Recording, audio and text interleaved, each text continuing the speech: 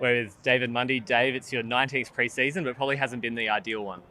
Yeah, it's been a bit of a stop-start pre-season. Obviously, it's something I've gone through a couple of years ago with my leg as well. So it's probably not been the smoothest journey, but I'm tracking pretty well. What has been the issue and how are you tracking now? Yeah, so I rolled my ankle pretty badly in our last session before Christmas. I was on crutches and in a movement for a couple of weeks, which was made Christmas a bit more challenging with a young family and stuff like that. But I got off that pretty quick, and I've been training for a few weeks now, pretty solidly. Still plenty of time to go to round one, which is good for you, but the fans would love to know if you've still got your sights set on round one. Yeah, absolutely. I think the way I'm tracking, I'll get plenty of minutes in the preseason phase of football, and looking to join in some inter clubs and play a couple of the practice matches, I guess. And yeah, round one is still definitely the focus.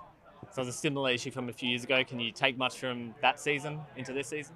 Oh, I guess possibly in terms of being interrupted, but I'm trying to do as much work as I can now to catch up to the group. The boys are flying out there today, so I'll take a lot of motivation out of that. But yeah, I'm just tracking and trying to progress as quickly as I can. I'm sure you don't need any more motivation to play a full season, but with the full season, you can move up from 16th to 17th in the all-time list. Is that something in the back of your mind? Oh, not really. I still very much get a lot of thrill out of game day and things like that, and going out and representing Fremantle and playing with the boys. So, yeah, everything else that comes with it is a bit on the periphery. And what have you been working on while you've been out of the main training? Well, I've been working on trying to get my ankle right, to be honest. It's been a fairly slow process in the beginning, but now we're starting to really ramp up, doing a lot of work with our conditioning staff and a few of the other boys who are tracking in the same direction. So just trying to get runs in the legs at the moment and yeah, get ready physically for the season. It's currently half-time in a match sim out there. You've been watching along. How are they going? Yeah, it's pretty challenging conditions today. I think it's about an 8-goal breeze down one end. So the two teams are having to adapt, obviously, different game styles into and with the breeze. So it's pretty willing. It's good contest to watch. Caleb's got the orange hat off. Seems to be in full contact again, and he's flying. What are you making of him? Yeah, he's thrilled. He's back inside now. He's been having to play outside on the wing a fair bit in that orange hat to avoid contact. So yeah, he's back inside. I think he cooked himself early. He was breathing pretty hard, but he seems to be moving really well. And it's great to see guys like Neil Erasmus getting in there and getting amongst it all. Yeah, and Matt, before he hurt himself, both of the young guys that were really willing and throwing themselves into everything. So hopefully they can have a really bright future in purple. And Clark and Brody seem to be fairly handy additions too.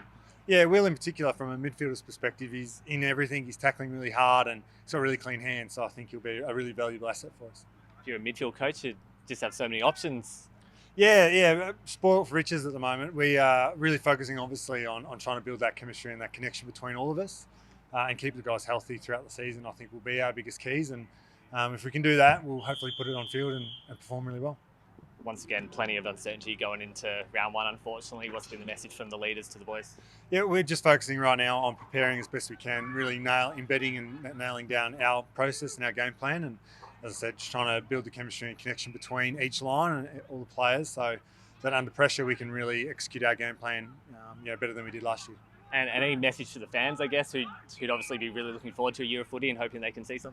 Yeah, we're really thrilled. Obviously, it's been an interrupted couple of years now, and hopefully we move back to a little bit of normality.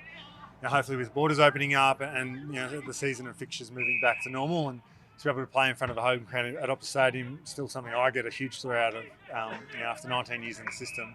So, the rest of the boys are obviously really thrilled and really excited for that prospect. And finally, any plans for the podcast this year? Still going ahead? I hope so. Yeah, we're working through that now. Griff's a little bit nervous, so I have to encourage him through it a little bit.